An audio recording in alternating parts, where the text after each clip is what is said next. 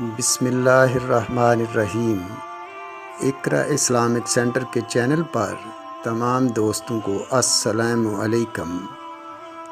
آج ہم ایک ایسی قوم پر بات کریں گے جس پر اللہ تبارک و تعالیٰ نے اپنا دردناک عذاب فرمایا۔ اس قوم کے لوگوں کو بندر بنا دیا۔ اس قوم کے لوگ کون سا ایسا گناہ کرتے تھے جس پر اللہ تبارک و تعالیٰ نے ان پر دردناک عذاب نازل فرمایا۔ یہ لوگ بندر بننے کے بعد کتنی دیر زندہ رہے اور ان کو کس قدر دردناک موت آئی۔ جب یہ لوگ بندر بن گئے تو یہ لوگ اپنے عزیز و اقارب کو دیکھ کر ان کو کیا کہتے تھے؟ کیا آج کے دور میں پائے جانے والے بندر اسی قوم سے ہیں؟ ان تمام تر سوالات کے جوابات قرآن و حدیث کی روشنی میں آج ہم آپ کو اس ویڈیو میں بتانے والے ہیں۔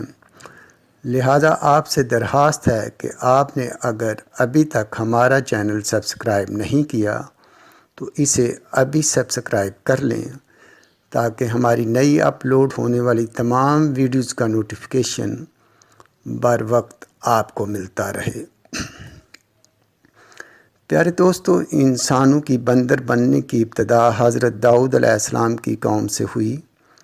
اس واقعے کا پس منظر کچھ یوں ہے کہ حضرت داؤد علیہ السلام اور ان کی قوم سمندر کے کنارے آباد تھے۔ ان کی تعداد 70,000 کے لگ بھگ تھی۔ یہ قوم بڑی خوشحال تھی اور اللہ تعالیٰ کی فرما بردار قوم تھی۔ اس قوم کو اللہ تعالیٰ نے بے شمار نعمتوں سے نوازا تھا۔ ہر طرف سرسبز و شاداب باغات اور ہریالی ہی ہریالی تھی۔ اللہ تعالیٰ کی اس قوم پر بے پناہ کرم نوازی تھی۔ یہ لوگ اپنی زندگی میں بہت خوش تھے۔ حضرت داؤد کی قوم کیونکہ سمندر کے کنارے آباد تھی، اللہ تبارک و تعالیٰ کا اس قوم پر خاص کرم تھا کہ سمندر کے اس کنارے پر بے پناہ مچھلیاں آتی تھیں اور جن کو پکڑ کر یہ لوگ ان کو کھاتے اور ان کا کاروبار کرتے تھے۔ جب یہ قوم اللہ تعالیٰ کی نعمتوں کی وجہ سے خوشحال ہو گئی تو اللہ تعالیٰ کی نافرمانی پر اتر آئی اور طرح طرح کے گناہوں کے اندر مبتلا ہو گئی۔ پھر ایک دن اللہ تبارک و تعالیٰ نے اس قوم کا حساب لینے کا ارادہ فرمایا اور حضرت داؤد کی قوم پر ہفتے والے دن مچھلیوں کا شکار حرام فرما دیا اور پھر یہاں سے اس قوم کی بربادی شروع ہو گئی۔ حضرت داؤد علیہ السلام نے اپنی قوم کو بتایا کہ اللہ تبارک و تعالیٰ نے ہفتے والے دن مچھلیوں کو شکار کرنے کو حرام قرار دے دیا ہے۔ تو وہ لوگ بہت پریشان ہو گئے اور ساری قوم سر جوڑ کر بیٹھ گئی، کیونکہ ہفتے کا دن ہی وہ دن تھا جس دن مچھلیاں وافر مقدار میں آتی تھیں اور خود بخود کنارے پر آ جاتی۔ باقی دن ایسے تھے کہ بہت کم مچھلیاں پکڑی جاتی تھیں۔ اس قوم کا گزر بسر کیونکہ شکار پر تھا اور اللہ تبارک و تعالیٰ کا حکم سن کر یہ قوم بہت پریشان ہو گئی۔ یہ نہیں جانتے تھے کہ اللہ تبارک و تعالیٰ کی طرف سے یہ ایک آزمائش ہے۔ پھر ایک دن شیطان نے ان کو وسوسہ ڈالا کہ سمندر کے ساتھ ساتھ خشکی پر نالیاں کھود کر بڑے بڑے حوض بنا لیے جائیں۔ جب ہفتے والے دن مچھلیاں آئیں گی تو ان نالیوں سے ہو کر بڑے بڑے حوض میں آ جائیں گی اور اس طرح ان نالیوں کا منہ بند کر دیا جائے اور پھر اگلے دن یعنی اتوار والے دن ان کو پکڑ لیا جائے۔ شیطان نے ان لوگوں کو ورگلایا اور بہت سے لوگوں کو یہ ہیلے بازی اچھی لگی اور انہوں نے ایسا کرنا شروع کر دیا جس سے وافر مقدار میں مچھلیاں ان حوضوں میں داخل ہو جاتی۔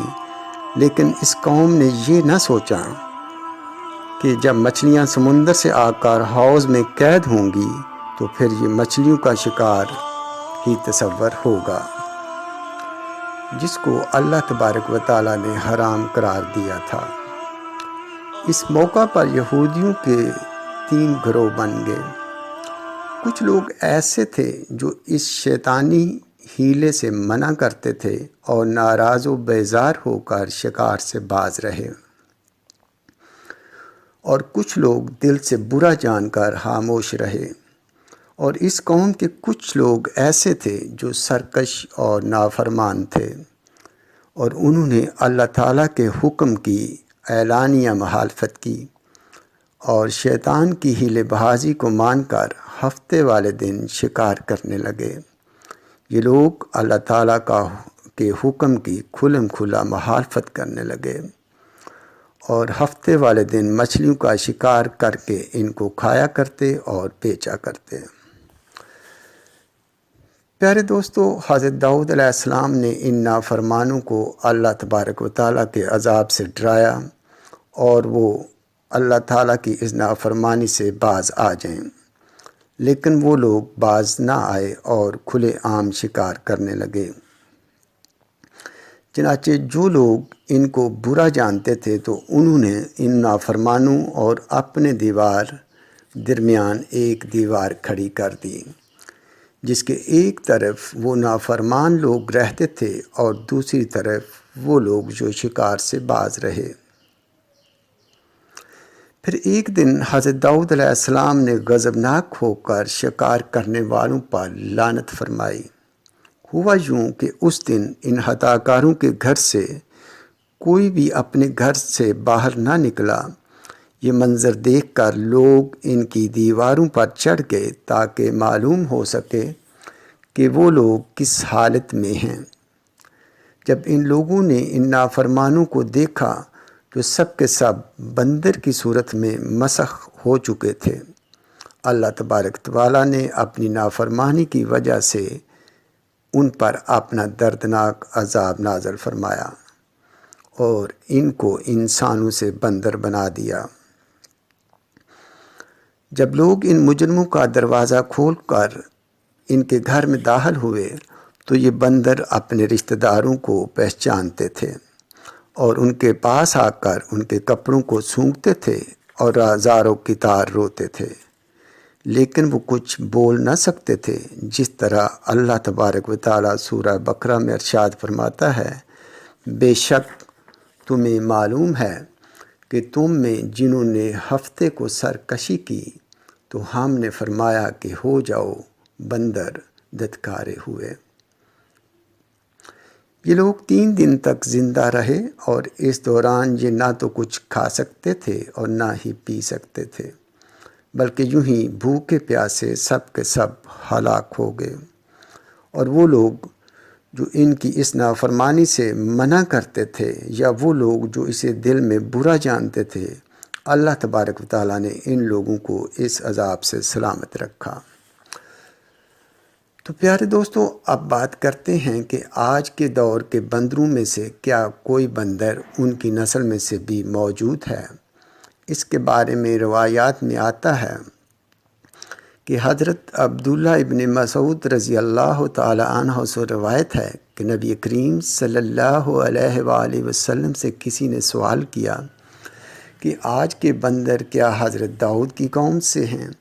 تو نبی کریم صلی اللہ علیہ وآلہ وسلم نے ارشاد فرمایا کہ اللہ تعالیٰ جس قوم پر عذاب بھیجتا ہے، یہ عذاب ان لوگوں پر ہی ہوتا ہے، اور جب اللہ تعالیٰ ان کو ہلاک کر دیتا ہے تو ان کی نسل آگے نہیں بڑھتی۔ اس لیے یہ بات غلط ہے کہ کچھ لوگ یہ تصور کرتے ہیں کہ آج کے بندروں میں بھی حضرت داؤد کے دور کے ان بندروں کی نسل موجود ہے، حالانکہ ایسا کچھ بھی نہیں ہے۔ وہ لوگ صرف 3 دن زندہ رہے اور سب کے سب ہلاک ہو گئے، اور اللہ تبارک و تعالیٰ نے ان نافرمانوں کو صفحہ ہستی سے مٹا دیا۔ پیارے دوستو، اگر ویڈیو اچھی لگی ہے تو اسے لائک اور سبسکرائب کر لیں۔ اللہ تعالیٰ آپ سب کا حامی و ناصر ہو، آمین ثم